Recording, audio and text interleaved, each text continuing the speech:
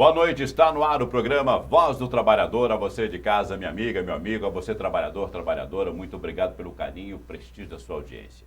Geralmente os programas Voz do Trabalhador traz assuntos realmente polêmicos, assuntos que realmente interessam a toda a sociedade. Se você tem um amigo que quer acompanhar, que ouviu falar do programa, mas não é assinante da NET, fala para ele ficar tranquilo que ele pode acompanhar nosso programa através da internet.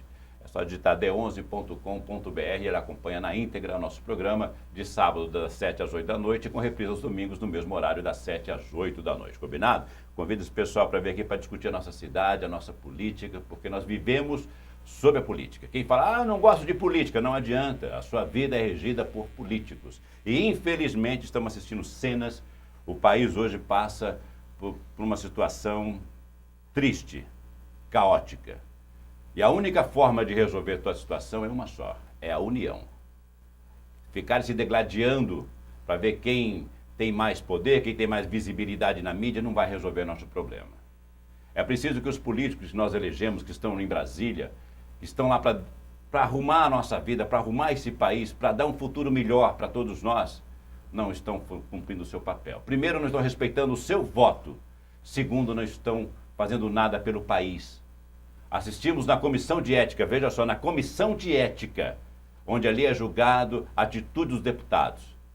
Nós vimos deputados se degladiando. Uma vergonha para esse país. Aí nós vamos perguntar, vamos apelar para quem agora? Mas eu peço que cada um que está em casa assistindo agora nosso programa, que não podemos perder a fé. Acompanhe sempre o que está acontecendo, mas não tire julgamentos precipitados. Pense primeiro em como resolver o problema. Nós temos que nos unir nesse momento para que nosso país volte a crescer, para que nós possamos continuar gerando emprego nesse país, para que o teu filho possa ter um futuro melhor. Precisamos fazer alguma coisa agora, mas com consciência, com o pé no chão, sem revolta no coração. Não vamos levantar bandeiras de partido, não. Vamos colocar em primeiro lugar a bandeira do nosso país. Vamos amar o nosso país e tentar fazer o melhor por ele. Vamos esquecer essa rixa partidária, porque é através dessa rixa partidária que estamos vivendo o que nós estamos vivendo aqui. Porque antes da crise econômica acontece uma crise política sem precedentes e que está destruindo o nosso país, acabando com o nosso país, simplesmente por ego, por vaidade e pelo poder. Isso nós não podemos admitir. E fica aqui a nossa vergonha, a indignação de ver nossos deputados federais se degladiando numa comissão de ética. Isso é que nos causa tristeza, nos causa revolta, porque eles não estão ali trabalhando pelo país, estão ali defendendo cada um a sua posição. Isso nós não podemos admitir. No programa de hoje nós temos aqui dois convidados que eu tenho muito prazer em entrevistar. Eu já falo que um deles eu gostaria que fosse meu filho, um menino de uma inteligência fora do comum. O outro, vou te falar, acorda às 4 da manhã todo dia. Às 4 da manhã já está de pé, está na rua já. E é um grande amigo, grande prazer, já é sócio do programa, vem direto aqui, fala muito pouco. Eu quero agradecer a presença do nosso vice-presidente do Sindicato dos Metalúrgicos de Guarulhos e Região, Josinaldo, nosso querido Cabeça. Cabeça, boa noite, obrigado por estar aqui no nosso programa mais uma vez. Boa noite, Júlio, boa noite a todos os telespectadores. Vocês percebem como o Júlio abre o programa? Um é inteligente e queria que ele fosse filho dele. O outro é burro, mas trabalha pra cacete. Então, quer dizer, é preciso também ter gente burra para poder trabalhar. Acordar de madrugada, dormir tarde, em porta de fábrica, falar bastante em porta de fábrica, mas é trabalhador. Vocês percebem que os burros também têm espaço nesse país. Eu vou elogiar o Cabeça, não. Você sabe que não foi isso, Cabeça. Tá vendo? Ele me quebra logo na abertura do programa. Rodolfo, meu gênio, meu menino inteligente. Obrigado por estar aqui mais uma vez no nosso programa. Boa noite, Júlio. Boa noite, Cabeça. Boa noite a todos que nos assistem. É um prazer sempre estar aqui presente com as companhias sempre agradáveis desse programa. É sócio do programa. Nós vamos falar hoje sobre uma entidade que tem uma importância muito grande no meio sindical e no Brasil também. Vamos falar sobre o DIEESE, Departamento Intersindical de Estatística e Estudos Socioeconômicos, que está completando agora 60 anos. E nessa data, eu vou já abrir o programa falando de uma coisa que eu gosto muito, que é do livro. Isso aqui, solta aí, vamos fazer um jabazinho aqui, ó.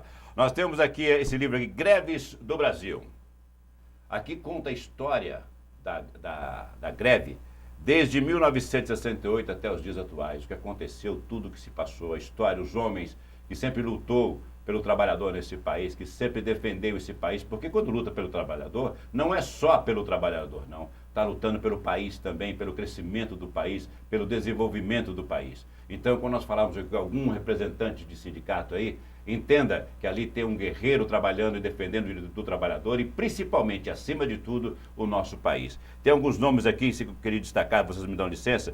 Nós temos aqui depoimentos das lideranças que atuaram de 68 até os dias atuais aqui. Nós temos o Enio Seabra, José Ibrahim, João Paulo Pires Vasconcelos, José Francisco da Silva, Luiz Inácio Lula da Silva, nosso ex-presidente Luiz Inácio Lula, o Arnaldo Gonçalves, Célia Regina Costa, Gilson Menezes, Eunice Cabral, Luiz Soares Dulce, Luiz Guxiquem e Edmilson Felipe Neri, hoje atual presidente do Sindicato dos Aposentados Metalúrgicos de Guarulhos.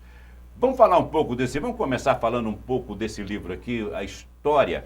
Essa é a primeira edição de 5 edições que serão lançadas, né? Fala um pouco desse livro pra gente aqui, porque eu quero também apresentar aqui, porque quem não conhece o Josinaldo, ele fala que ele é inteligente, um homem que tem a bagagem que ele tem. Já foi presidente do DIEESE, não é para qualquer pessoa. Então, olha, agora tá certo? Primeiro os inteligentes respondem sobre o livro. Não. Agora eu quero que depois você os responda. operários. Não. Primeiro o intelectual fala do livro, depois os operários falam das greves. Mas Tudo bem? Vamos separar o programa aqui com temas diferentes. Falando da história e você faz parte da história. Não, eu tenho orgulho disso. Você foi o primeiro presidente do DIEESE. Não, o primeiro não. Eu fui o penúltimo. O penúltimo do DIEESE. Fala um pouco do que a DIEESE, a importância do DIEESE no meio sindical, cabeça. Bom, o DIEESE está completando 60 anos, está aqui, o troféu de 60 anos. Quantas pessoas receberam esse troféu? Foram homenageadas diversas pessoas, umas 40 pessoas que foram homenageadas. Entre elas? Entre elas, 3 do nosso sindicato aqui, o Pereira, o Pereira já foi presidente, o Vanusa, que é o José Dilton Braga, também já foi presidente do DIEESE, e eu que fui presidente do DIEESE em 2010. Então, todos os ex-presidentes foram homenageados com esse troféu, com esse livro, e uma grande comemoração para poder rever todos os companheiros do passado. O DIEESE teve até hoje 30 presidentes. E também os ex-diretores técnicos, né? O atual hoje é o Clemente Gansluz, que todo mundo conhece, e sindicalistas que fundaram o DIEESE, né? Essas pessoas que estão aí no livro, esses 12 que deram entrevista, são todos lideranças sindicais da época, da década de 60, e do início da fundação do DIEESE. As instituições deles ajudaram na fundação do DIEESE. O DIEESE foi fundado em 55 pelos metalúrgicos de São Paulo, os bancários de São Paulo, os metalúrgicos do ABC. Essa é a composição do Essa é a composição. DIEESE. 20 entidades sindicais fundaram o DIEESE. Eu não vou lembrar o nome das 20 agora, mas essas 3 aí foram fundamental, que deram o pontapé. O Tenorinho, Luiz Tenório de Lima, do Sindicato dos Comerciários de São Paulo, também foi um dos fundadores do DIEESE.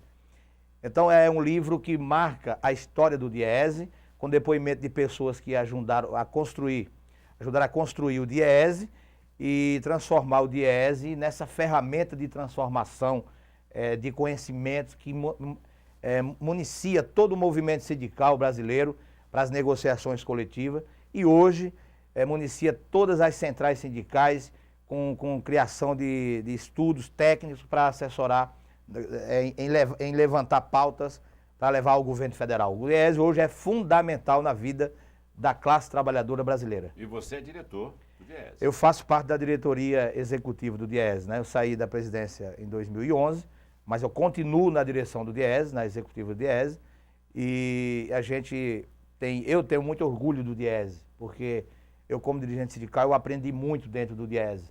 E também, além do aprendizado, a gente consegue transmitir um pouco do que a gente aprende para a entidade sindical, também desenvolver um trabalho para ajudar a nossa base. Esse é o grande intuito de qualquer dirigente que participa da direção do DIEESE ou de qualquer um outro trabalho que venha adquirir conhecimento para a sua categoria. Então eu tenho muito orgulho e defendo o DIEESE de unhas e dentes.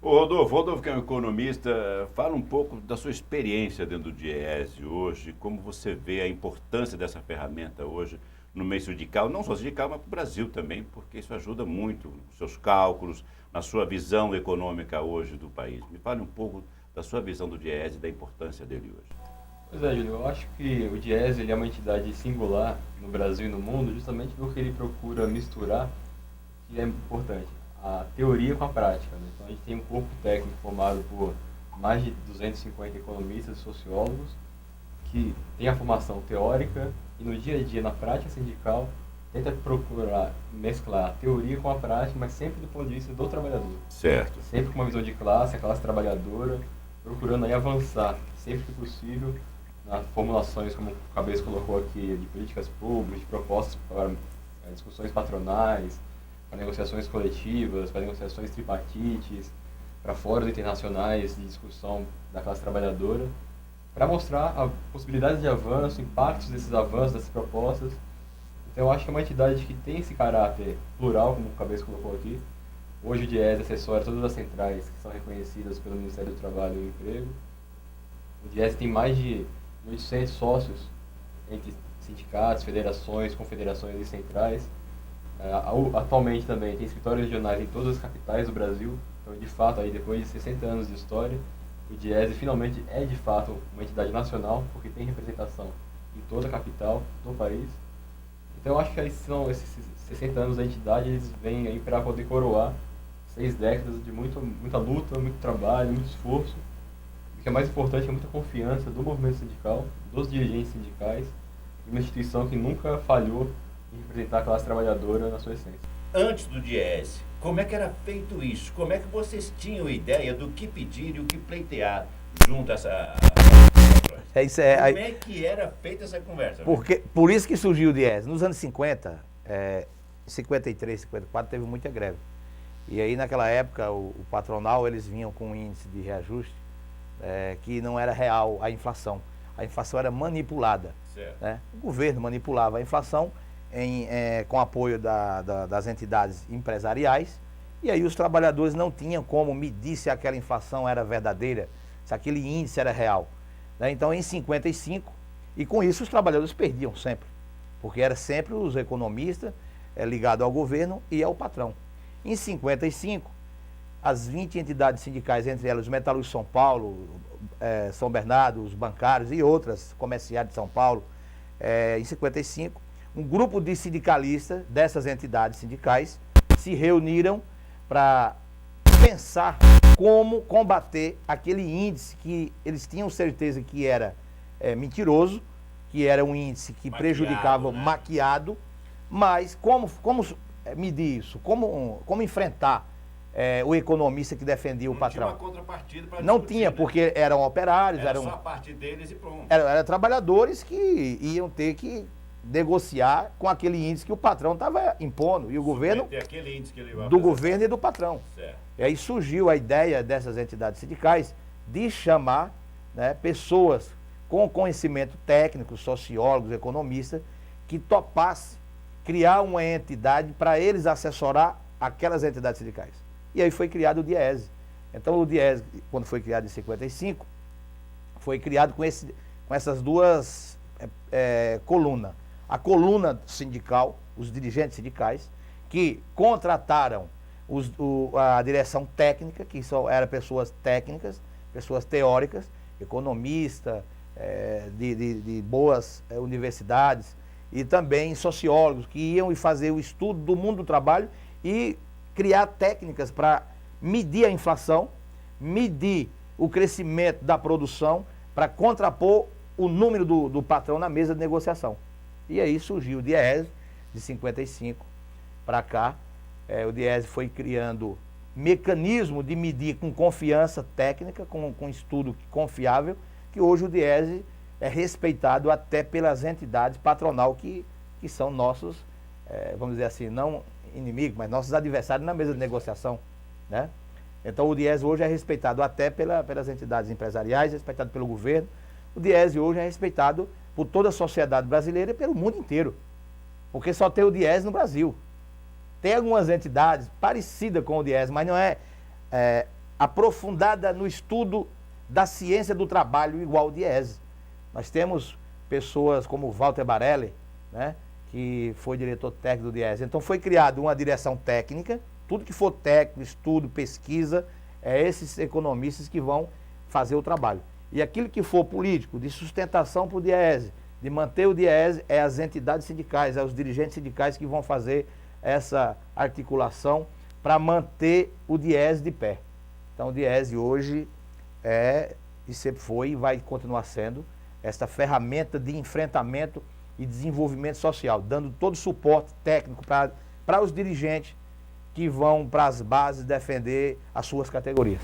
Ô, Rodolfo, qual é o diferencial do Diese com os outros órgãos, institutos de pesquisa que tem no país, hoje que apresentam números muitas vezes divergentes do Diese? O Cabeça já falou. Um exemplo disso é o salário mínimo do Diese. Exatamente. Nossa, quais são as ferramentas que o Diese tem hoje e qual o diferencial entre os institutos que apresentam números que nem sempre são reais?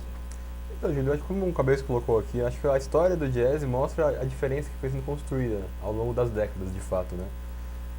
Por exemplo, esse índice de custo de vida que o Diese montou foi um índice de custo de vida para combater os dados do governo pensado pela ótica do trabalhador.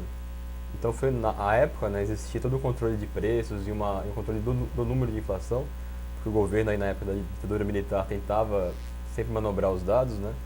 Foi quando o Diese, por exemplo, teve o seu índice de custo de vida reconhecido pelo Banco Mundial. Na época da política do Delfim Neto, do superministro da Fazenda, do governo militar, eles consideravam a inflação medida pelo preço tabelado pelo governo e não pelo preço dos produtos que de fato estavam sendo vendidos no mercado.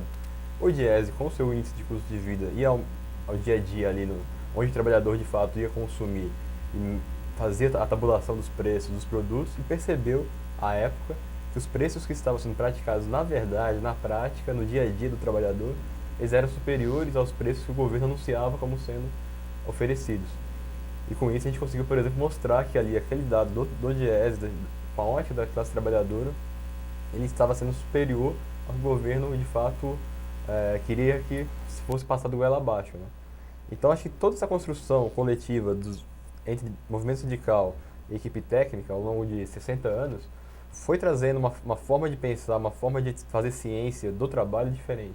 Uma forma que, quando você vai fazer uma leitura de um balanço, por exemplo, um balanço de uma empresa, que supostamente é um balanço único, quando você tem um técnico do Diese olhando o balanço da empresa, ele não vai se preocupar se ela está com um lucro cada vez maior. Ela vai se preocupar como é que está acontecendo o trabalhador daquela empresa. Se a parte do salário se aumentada, se tem aumentado a intensidade do trabalho ou não. E se tem aumentado a intensidade do trabalho, como esse trabalhador vai poder ganhar mais com relação a isso. Porque geralmente a ótica dos demais economistas é só pensando no ponto de vista da empresa, do lucro, do produto. A gente sempre procura colocar ali a ótica do trabalhador, né? Para que ele, de alguma forma, possa participar um pouco mais e sempre mais, na medida do possível, daquele produto do trabalho, que é um trabalho coletivo, e a gente entende que se é coletivo tem que ser repartido ao máximo entre aqueles que o compõem, né? Você acha que hoje os nossos dirigentes usam dados do Diese também para estudar a nossa política econômica do país? Ou ainda é um ponto ainda que eles andam combatendo também os índices do Diese? Os políticos ou os dirigentes? Os dirigentes, nossos governantes, governo, presidência. Então, Júlio, eu acho que eles escutam, né? O atual governo ele tem até uma história mais próxima ao movimento sindical, porque das fileiras do atual partido, né? Muitos são sindicalistas, ex-sindicalistas, e alguns até compuseram a direção do Diese em algumas décadas atrás. Então, de fato, eles escutam, faz parte, sentam à mesa. Existem hoje algumas negociações, como da construção civil pesada, que são negociações onde sentam governo, empresários, trabalhadores, o Diese assessora os trabalhadores. O plano plurianual que o governo acabou de lançar foi uma construção feita também com parte dos trabalhadores, e o Diese ajudava assessorando esse plano plurianual, que é uma demanda do governo do estado. Então, o governo escuta, né? Mas se vai seguir ou não vai seguir as dicas... Aí vai da cabeça de cada um. Aí a disputa política de fato acontece, né? Sem dúvida alguma. Muito bem. Vamos fazer um intervalo de 1 minuto e voltamos já com o Voz do Trabalhador. Hoje entrevistando o vice-presidente do Sindicato dos Metalúrgicos da Região, Josinaldo Cabeça, e também Rodolfo, economista do Diese. Voltamos já.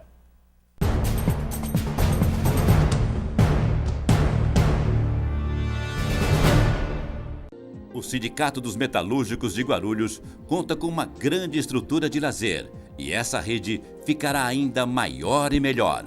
Com o Hotel dos Metalúrgicos, que está sendo construído na Praia Grande, a 50 metros da praia. Com um projeto moderno e arrojado, o hotel da categoria terá todos os equipamentos para o lazer de qualidade que você e sua família merecem. O sindicato trabalha para que o metalúrgico tenha mais qualidade de vida. Você merece.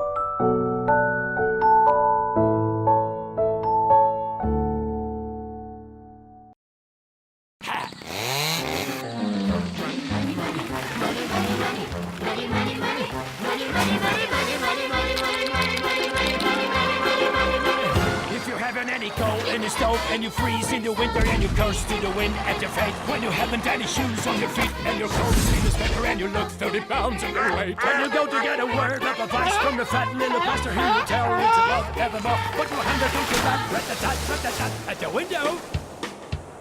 At the window. See how love lies out the door. For money makes the world, the world, the world. The clinking, clanking sound of money, money, money, money, money, money, money, money. Get a little, money, money, money, money. Now do you get it? What you about it makes the world go round.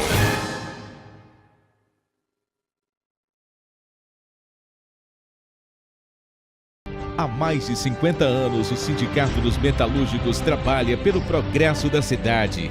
Há décadas, a categoria metalúrgica reforça seu poder de compra e estimula o comércio. Conheça mais nosso sindicato. Sede própria, são 7 andares repletos de serviços à categoria. Clube de Campo, fica no Parque Primavera e é frequentado por milhares de trabalhadores. Escola de Formação Profissional, ao lado da nossa sede, no centro. Ginásio poliesportivo no Clube de Campo, palco consagrado de grandes eventos. Parque aquático no clube, excepcional conjunto de piscinas para crianças e adultos. Sindicato dos Metalúrgicos, força viva em prol do progresso de Guarulhos e região.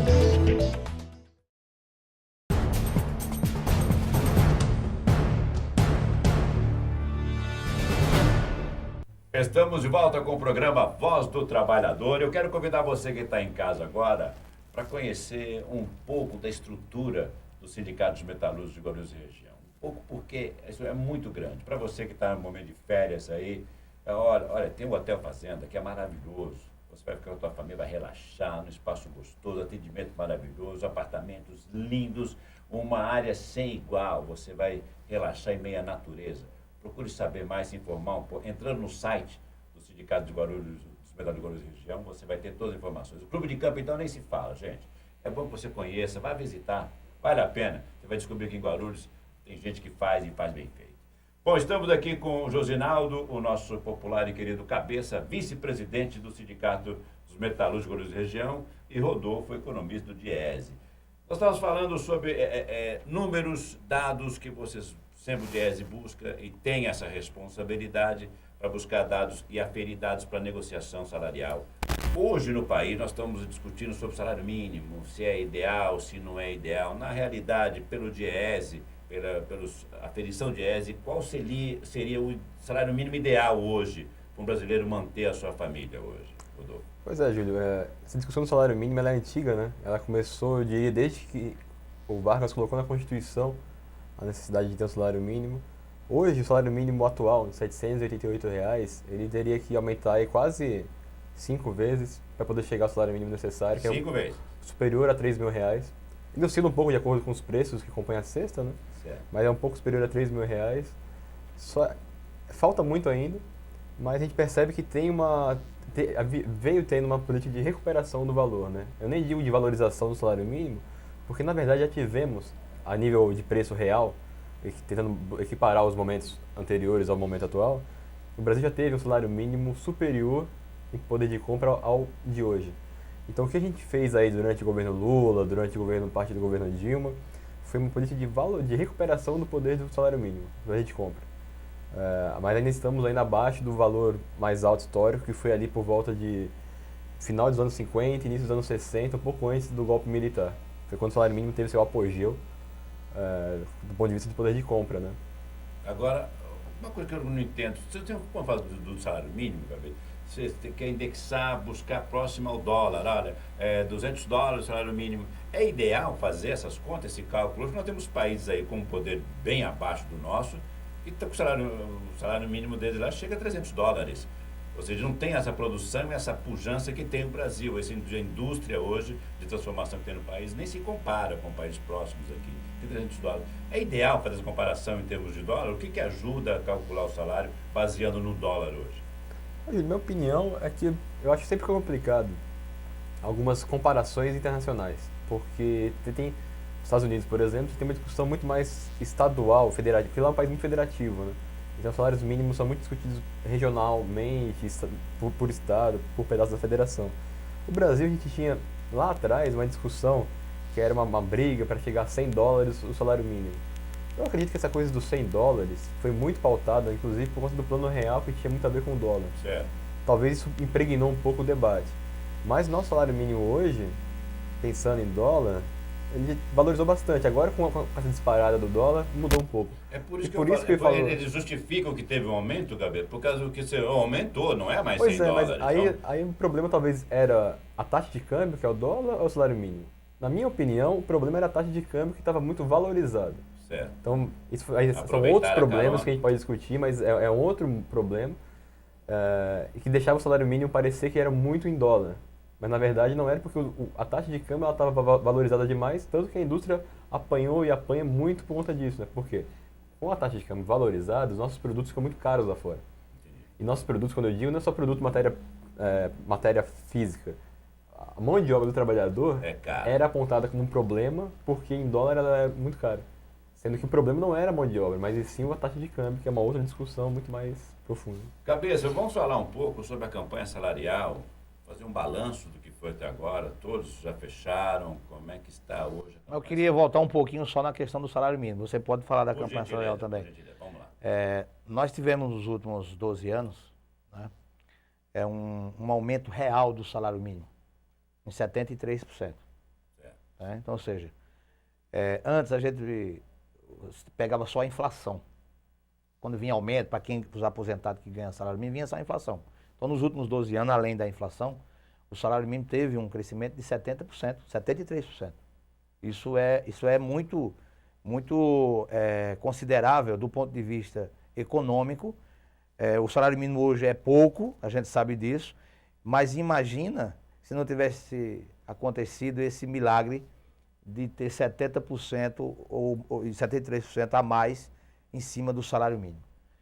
E quando se fala de salário mínimo, muita gente confunde muito essa relação com o dólar. Porque nós tivemos um período recente no nosso país que a nossa moeda era igual ao dólar. É 1 a 1. Era 1 a 1. R$1 era $1. Era R$1, era $1. Então isso deu uma confundida na cabeça do pessoal. Maquiaram, ou seja, enganaram a gente nesse período, indexando o salário mínimo comparando ao dólar. Então isso fez uma confusão, mas a gente tem que se basear pela inflação do nosso país.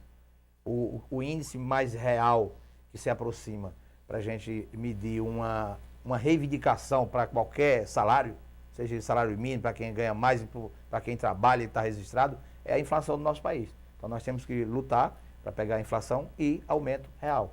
Então é isso que vai balancear e vai dar suporte para a gente. Tá? Então o salário mínimo teve nos últimos 12 anos mais de 70% de aumento real. Nós poderíamos dizer que na época que foi criado o Plano Real, houve uma falsa ilusão de que o ganho realmente era verdadeiro, baseando com o dólar, e só nós tivemos um aumento real a partir de uma mudança de governo? Podemos dizer isso? Não, nivelou por baixo. O Plano Real foi bom porque controlou a inflação. Certo. Teve um controle da inflação. Falando do salário. Ah, não. Do salário foi apenas para inglês ver. Enfiaram o goela abaixo. Nós lógico. estamos ganhando bem pra caramba agora. Foi apenas para inglês ver, porque o salário nunca teve tão baixo igual no Plano Real. Os salários brasileiros nunca teve tão baixo igual no Plano Real. A gente quer discutir esse ponto. Nunca foram tão baixos. Por isso que eu não, então, quer dizer, não soube colocar bem. Veja bem. Porque houve um engodo aí, comparando, não, agora você ganha $100, $100. Mentira. Não. Primeiro que não, em real, isso primeiro que reais, nunca... porque a taxa de câmbio oscilava então primeiro que nunca chegou a $100 no governo do FHC. Nunca chegou. Período. E depois que, olhando esse ponto de vista da história do salário mínimo, o pior momento foi durante o governo Fernando Henrique. É isso que eu queria discutir. Foi o pior momento. Então, por isso que eu estou falando dos últimos 12 anos. O salário mínimo teve aumento real. Baseado na inflação brasileira, o salário mínimo teve a inflação mais aumento real. E aí deu uma melhorada. Antes de 15, 20 anos atrás, quem ganhava o salário mínimo podia entrar em uma loja e fazer uma prestação na Casa Bahia? Difícil, hein? Difícil. Então, agora também está apertado. Está difícil fazer uma prestação na Casa Bahia quem ganha o salário mínimo. Mas há 2 anos atrás, 3 anos atrás, além de conseguir colocar comida básica dentro de casa, ele consegue pagar uma prestação de R$100, R$200. Eu lembro, cabeça, não muito distante, para a gente comprar uma televisão de 29 polegadas, de tubo. Gente, era um sufoco. Não, era com terrível, certeza. não comprava. Hoje, quase todas as casas têm a sua TV de LED hoje. Ô, Júlio, por que o Brasil melhorou nos últimos 20 anos? Vamos dizer assim, o Plano Real ajudou, porque aí controlou a inflação. Mas do governo Lula para cá... Estabilizou a moeda no país. Estabilizou a moeda, você tinha R$100 para comprar um produto, você ia lá, amanhã ele estava R$100 do mesmo jeito. E antes estava 200, que a inflação era 100% ao mês. Mas do ponto de vista da classe trabalhadora, quem ganha salário mínimo nos últimos 12 anos melhorou de vida, porque ele conseguiu comer. E quando ele consegue comer, ele vai comprar no mercado, o mercado tem que comprar da indústria da alimentação, e aí gerou emprego no mercado interno. Produtividade, vai produzindo. Por que o mercado interno brasileiro, 2008, 2009, quando veio a crise americana, que falaram que era um tsunami, que o Lula falou que era uma marolinha, o mercado interno estava aquecido, o pobre começou a consumir, a indústria nacional começou a vender geladeira, televisão, sofá, comida. Então, a indústria nacional começou a vender como nunca, porque o povo que ganha salário mínimo começou a consumir. O cara ia na loja e comprava um liquidificador, comprava uma televisão, comprava uma geladeira. Verdade. Então, isso aqueceu. Agora, estamos perdendo o controle com a volta da inflação, as coisas estão ficando difíceis. Mas tem que fazer um resumo de cada governo. Isso é importante. A gente só sabe analisar a coisa atual se a gente fizer um resumo desde a ditadura até agora, o que cada governo fez de bom para o povo brasileiro. Senão você não tem uma conclusão. Você acha que o Brasil está no mar de lama, você acha que é o fim do mundo. O Brasil não começou ontem, né? O Brasil não começou ontem, o Brasil é maior que a crise. Sem dúvida alguma. O Brasil é maior que a crise. E a crise não foi criada por nenhum fator externo. A crise foi criada por um fator interno da própria sociedade brasileira, através dos nossos políticos que não têm vergonha na cara. Então, pessoal, o Brasil é maior do que a crise. Essa crise, ela foi causada por nós mesmos, porque nós também somos culpados, né? Porque foi nós que elegemos Exatamente. os caras. Então é importante separar tudo isso, senão os trabalhadores e o povo que está nos assistindo acham, não, o Brasil não tem mais jeito, vamos lavar Não, as mãos, vamos entregar para os Jamais, americanos. pensar assim jamais. Não pode pensar desse jeito. O Brasil é maior que a crise. É só esses governantes ter compromisso nacional. É só eles fazer uma união nacional pelo Brasil, não pelos seus interesses individuais. Que aí o Brasil volta a produzir, porque o empresário está assustado, não quer colocar o dinheiro na produção, porque ele não sabe quem vai ser governo, ele não sabe qual é o plano que vai ser lançado amanhã, ele não sabe o que é que vai mudar. Então está todo mundo assustado. Agora, isso tem tudo uma articulação, né, dos caciques internos e do comando externo, que aí vem até os Estados Unidos por trás Há disso. muito interesse. O mundo inteiro está por Há trás muito dessa crise interesse. brasileira. Muito Interesses nas nossas riquezas, É que, gente, inclusive a Petrobras. É que ninguém tem, poucas pessoas têm noção do potencial que tem esse país. Poucos. Nenhum país no mundo tem os recursos hoje que o Brasil tem. Minerais, hidrominerais, em tudo. E a descoberta do petróleo. A partir de Exatamente. 2018, a Petrobras vai ser uma mina Em de termos ouro. energéticos. Então, o mundo inteiro está de olho na única pérola do mundo hoje, se chama Brasil hoje. Nós temos uma das maiores florestas do mundo, o pulmão do mundo. Petróleo, hoje. Júlio, Nosso- petróleo. O nosso petróleo. Gente, e um povo que trabalha. Um povo trabalhador. Então, vamos acreditar no nosso país e vamos ajudar a consertar o que está errado, porque não adianta jogar pedra. Se sua casa está com problema, você não vai entregar sua casa para o vizinho, vai tentar resolver o teu problema. Senão, fica muito fácil. Deu problema, larga a mão. Não pode ser assim. Vamos lutar pelo nosso país, porque é o que nós temos de melhor em nossas vidas. Deixa eu entrar num assunto que, já que você tocou, empurrou aí, já vou engatar a segunda, vou deixar a campanha salarial para depois. Então, a crise hoje, como você vê hoje? Na abertura do programa, no Conselho de Ética, nós vemos deputados se degladiando, onde no Conselho é para julgar a ética, a postura de cada candidato. Nós temos aí um presidente da Câmara que já está comprovado que tem dinheiro fora do país, que negou essas informações, que mentiu para os deputados e mentiu para o país também. E sempre com manobras continua lá.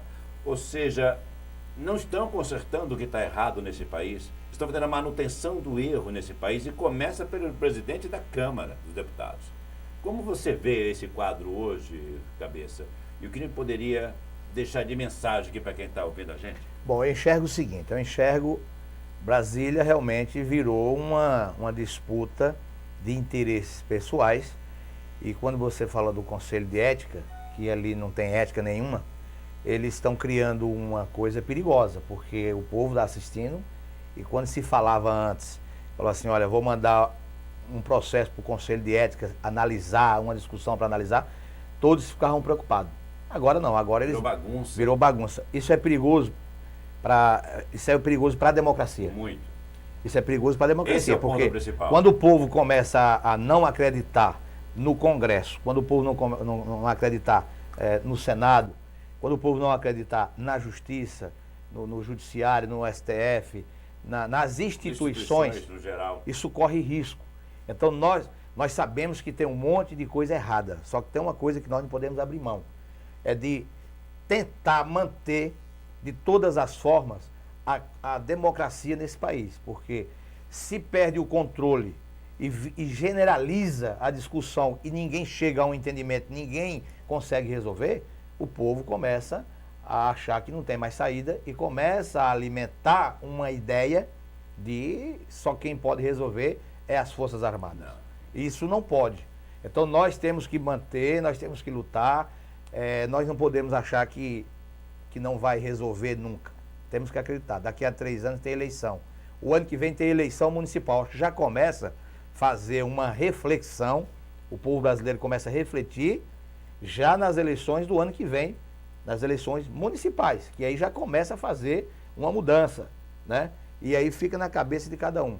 Então é importante a gente manter a democracia, não podemos aceitar ideias de quem tem interesse de chegar também ao poder, tirando o cara no meio do mandato. Eu Né? sou totalmente contra por atalhos, quer chegar ao poder, vai Pela disputar legalidade. pela legalidade, pelas eleições, pelo voto popular. Isso é democrático, é sadio e é bom para o povo brasileiro. Nós vamos para o intervalo, eu quero voltar com o Rodolfo para saber dele o que essa crise política afeta economicamente, diretamente o bolso do trabalhador. Só ele, um cara que está com os números na mão do Diese, aí vai dar dados mais precisos, para você ficar mais alerta. Nós precisamos pensar um pouco mais no nosso país. E quem defende aí a volta dos militares, deixa eu te falar uma coisa para você, se voltar este programa que está aqui, vocês não estariam assistindo em casa agora. Sem dúvida. E quem está falando aqui foi um cara que foi retirado do estúdio de rádio em 1986, quando falava que tinha acabado a ditadura, foi tirado do estúdio de rádio, Não acabou. dentro de uma veraneio e um jipe atrás, foi num quarto que só tinha uma porta, não tinha janela, por 3 dias tomando borrachada nas costas, porque fiz uma crítica. Eu fiz uma crítica apenas. Então pense bem quando falar a volta dos militares, porque vocês não têm conhecimento do que é os militares nesse país. Por favor, pense direitinho. Vamos pensar de uma forma mais democrática, de você poder ter o direito de votar e escolher o seu candidato. Se você errar, que erre, mas erre consciente, erre, não, eu votei nele, porque eu tive o direito de escolher quem eu quis para me representar. Se ele errou, você vai cobrar dele. Mas não perca o seu direito, não vamos perder o nosso país entregando os militares que acabaram com o nosso país. Não vamos entrar em retrocesso, pelo amor de Deus. Isso não, jamais. Voltamos em 1 minuto.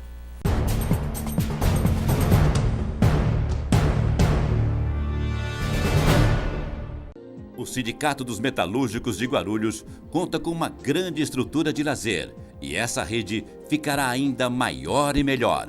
Com o Hotel dos Metalúrgicos que está sendo construído na Praia Grande, a 50 metros da praia.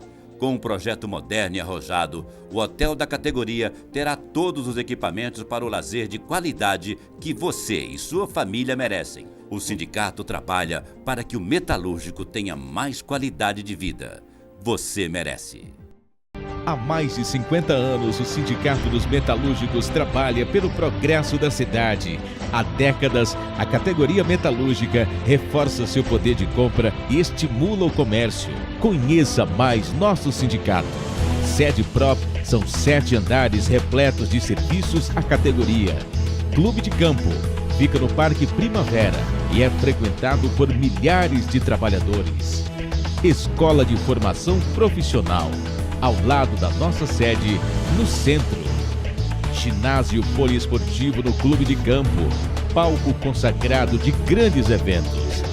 Parque aquático no clube, excepcional conjunto de piscinas para crianças e adultos. Sindicato dos Metalúrgicos, força viva em prol do progresso de Guarulhos e região.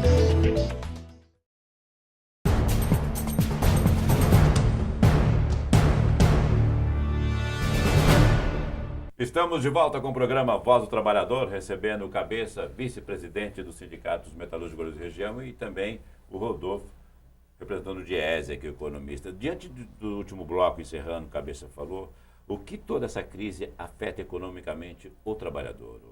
Pois é, Júlio, afeta diretamente, porque essa crise política, ela traz crise de confiança. Então, do ponto de vista do empresário, o empresário não investe, não toma decisões de investir, porque ele não sabe o que vai acontecer. Não sabe quem vai ser caçado, quem não vai ser caçado, qual vai ser o governo, qual não vai ser o governo.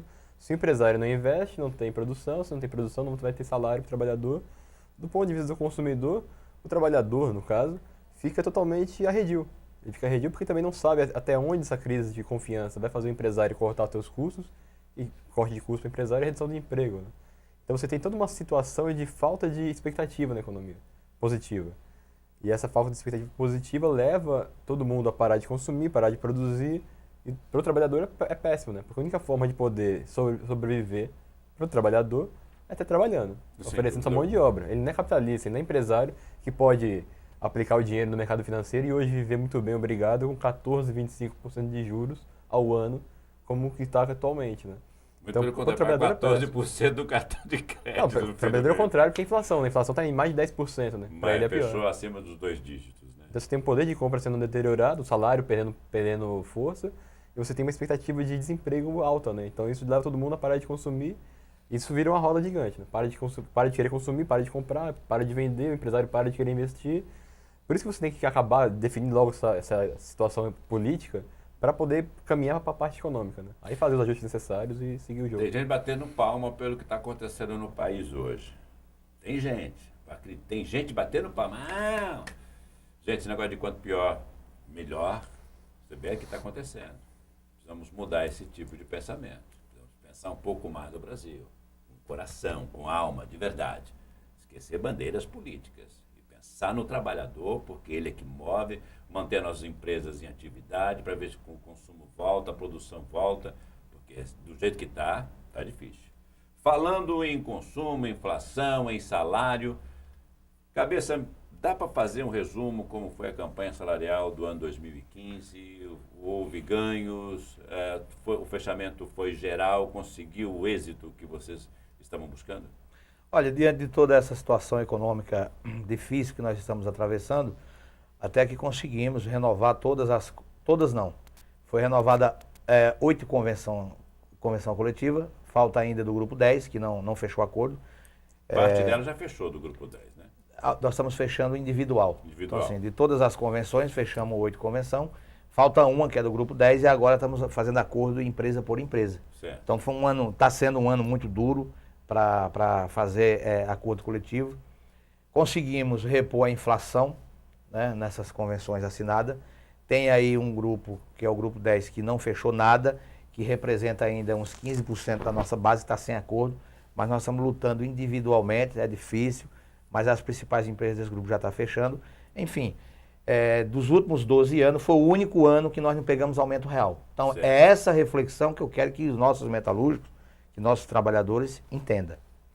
Quando as coisas estavam andando politicamente normal, todos os anos a gente pegava a inflação, mais 2% de aumento real, 1,5%, 1%, até 4% de aumento real chegamos a pegar. Veja a importância do que é aumento real. Com essa confusão política que foi criada em 2015 no nosso país, que aí criou-se a crise econômica, não conseguimos pegar nada de aumento real. E teve grupo que foi até abaixo da inflação. Então, se essa guerra continuar e se a situação econômica não se restaurar no Brasil, a tendência para frente é o interesse do patronal, é o interesse dos bancos, é o interesse dos rentistas que vão pegar o dinheiro, botar no banco para render juros e não investir na produção. E aí é desemprego, é arroxo salarial, é inflação alta e é simplesmente o trabalhador sem o poder de compra. Então veja a importância do que é um país economicamente produtivo e um país politicamente funcionando. Tá? Então eu quero fazer esse comentário, porque esse ano 2015 nós já deixamos de pegar aumento real. E se a coisa não mudar, né, se não tiver um acerto, se não tiver uma consciência política, se os políticos não se entender, para 2016, nem a inflação também, eu acho que nenhum grupo vai querer dar a inflação. Você já tinha sinalizado que seria uma das negociações mais difíceis. Está sendo muito vocês difícil. enfrentaram hoje. Está sendo muito Inclusive, difícil. eu lembro que você citou aqui, se nós conseguimos manter o emprego, já vamos pelo quadro político hoje que Isso. desenha o E país. é o que nós estamos fazendo. Ou seja, o saldo, então, conseguindo pelo menos a inflação, O básico. já foi uma vitória. Pra nós, Diante do esse- quadro econômico hoje, já foi uma Para vitória. nós foi uma grande vitória, renovar as convenções coletivas e conseguir a inflação. Para esse ano, para nós foi uma vitória. Agora, e para o 2016, que nós estamos vendo aí a indústria quebrando, por isso que dia 3 de dezembro agora teve um evento onde o Diese foi o mediador, né, das centrais sindicais e o setor empresarial, e foi lançado um compromisso de retomada do crescimento econômico e da indústria brasileira, para poder voltar a crescer e gerar emprego e os trabalhadores e a sociedade ter como sobreviver dignamente. Porque se não tiver um pacto para voltar ao crescimento industrial e acabar com essa guerra política, o povo vai sofrer. Vai voltar a fome, o desemprego, as filas quilométricas dos anos 2000, dos anos 90, dos anos 2000, e aí vocês vão perceber que a gente estava num paraíso e não sabia. Rodolfo, diante desse quadro que o Cabeça acabou de colocar agora, qual a projeção para 2016 que o Diese tem hoje? Bom, Júlio, é isso. Enquanto não se resolver essa pendenga política, toda a previsão é tenebrosa. 2016 vai ser um ano muito complicado por conta dessas situações todas. Então a gente espera um ano de produção fraca. Desemprego. Desemprego aumentando. Aumentando. Ele vem aumentando ao longo do ano de 2015 em todo. Lamentável isso. Hein? E é uma situação que a gente não via há mais de 10 anos no Brasil, né? Pelo contrário, o desemprego vinha caindo sistematicamente a níveis mais baixos da história do país, só que isso se reverteu.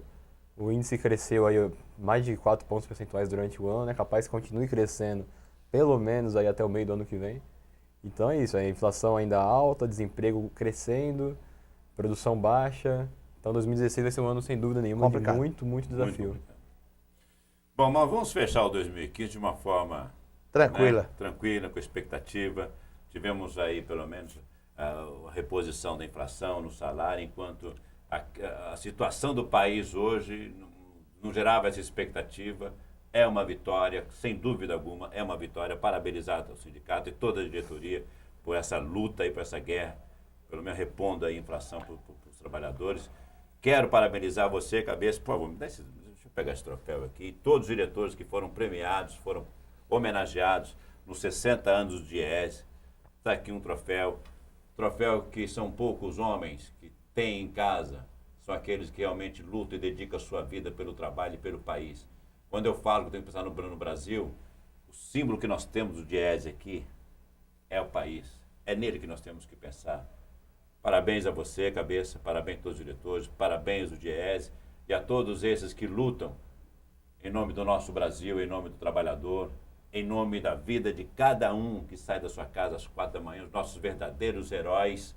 Não é nenhuma menina que fica dançando com um bumbum arrebitado, que é considerada herói em programa de televisão na Rede Globo, mas heróis são esses homens valorosos que acordam de madrugada para trabalhar, para fazer a nossa economia andar, muitas vezes sem o valor devido, mas não deixa de acreditar que nosso país ainda tem jeito e que o nosso povo merece o respeito que nós estamos tendo diante dos nossos políticos. Cabeça, muito obrigado, mais uma vez, parabenizar.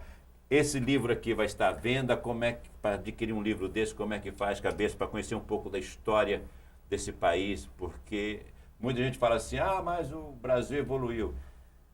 Está vendo esses nomes que estão aqui nos livros que eu citei logo na abertura? Vai estar à venda se hoje nas nosso livrarias, país nas principais livrarias. Conseguiu a liberdade que tem hoje, todos eles sacrificaram muito da sua vida. E muitos que não estão aqui também sacrificaram para que podemos ter um país hoje com liberdade. Vale a pena ler esse livro e conhecer um pouco da história. Vai estar à venda então, Cabeça? Vai estar à venda a partir de fevereiro. Isso aí foi feito poucos livros, né, só para fazer um lançamento. Mas a partir de fevereiro vai estar às vendas nas principais da livraria da capital. Também vamos trazer para Guarulhos. Então isso é um resumo da história do DIEESE. Rodolfo, leva o meu abraço a todos os membros do DIEESE, diretores. Parabéns pelo trabalho de vocês. Espero que vocês tenham boas festas, um bom Natal, um bom final de ano. E a você também, Cabeça. Obrigado, eu quero agradecer em nome do Pereira, que é o presidente do sindicato. Então, em nome do Pereira, eu agradeço o espaço aqui. Quero mandar um abraço e desejar um bom Natal para todos os guarulhenses, não só para a nossa categoria metalúrgica, mas para todos que nos assistem, para toda a sociedade brasileira, porque a gente precisa de um brasileiro mais patriota, um brasileiro mais nacionalista e que reflita, né, sobre a sua participação em qualquer discussão política, em qualquer assunto que é de interesse coletivo. Então, um bom Natal, um ano novo para todos vocês e que Deus possa iluminar a cabeça dos brasileiros e dos nossos governantes para melhorar esse país. Obrigado, Cabeça. Obrigado, Rodolfo. Obrigado, Júlio. Você de casa, nosso muito obrigado pelo carinho, mais uma vez pelo prestígio da sua audiência e por pior que esteja a sua situação, nunca perca a sua fé. Sempre tem jeito. Um abraço, até o próximo programa.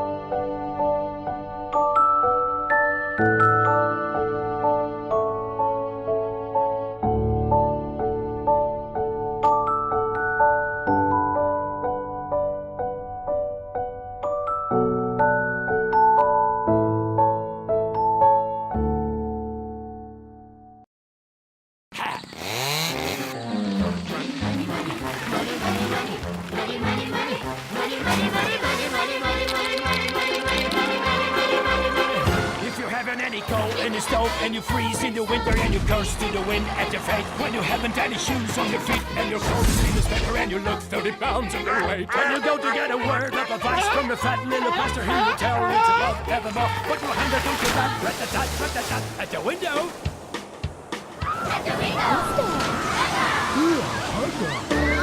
See how love flies out the door. For money makes the world, the world. Money makes the clinking, clanking sound of money, money, money, money, money, money, money, money. Get a little, money, money, money, money. Now do you get it? What do about it makes the world go round.